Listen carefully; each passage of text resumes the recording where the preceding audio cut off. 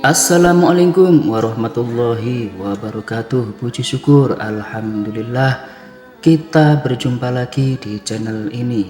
Semoga sholawat dan salam senantiasa tercurahkan kepada Nabi kita tercinta Rasulullah Muhammad Sallallahu Alaihi Wasallam. Allahumma sholli ala Sayyidina Muhammad. Doa terbaik buat kita semua sahabat setia beriman dimanapun berada. Semoga selalu diberikan kesehatan, kelancaran rezeki, diampuni semua dosa yang lalu dan yang akan datang, dipanjangkan umur dan selalu bermanfaat buat sesama. Amin. Salat adalah rukun Islam yang kedua. Setiap muslim wajib melaksanakan salat 5 waktu dalam sehari semalam. Karena salat merupakan sarana komunikasi antara seorang hamba dengan Sang Kholik. Namun demikian, meskipun sholat merupakan kewajiban, ada beberapa waktu yang justru diharamkan untuk melaksanakan sholat. Berikut adalah beberapa waktu yang diharamkan melaksanakan sholat. Yang pertama adalah waktu setelah sholat subuh sampai terbit matahari. Saat matahari terbit, umat Islam dilarang untuk melakukan sholat sunat mutlak. Dari Abu Sa'id Al-Khudri berkata, saya mendengar Rasulullah SAW bersabda, tidak boleh sholat setelah subuh sampai matahari naik sedikit, dan tidak boleh sholat setelah asar sampai matahari menghilang atau tidak tampak. Hadis riwayat Bukhari dan Muslim. Namun bagi orang yang mengejar sholat subuh yang tertinggal atau tertinggal dan terlambat, maka waktu tersebut tidak dilarang.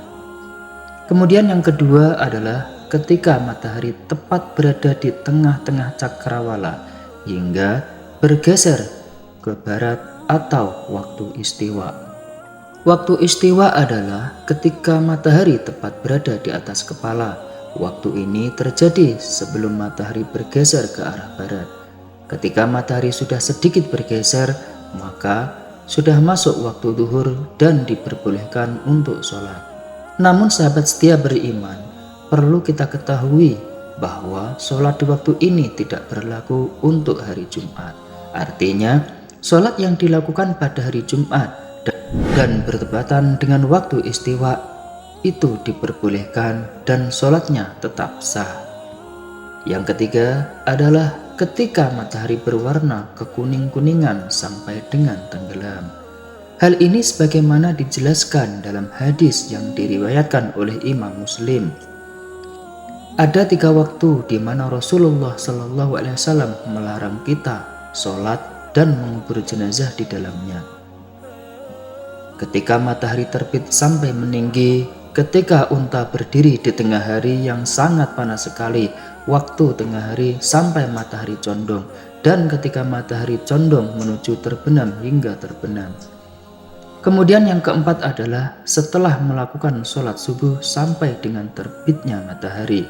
Larangan sholat pada waktu ini berlaku bagi orang yang melakukan sholat subuh secara adaan atau pada waktunya.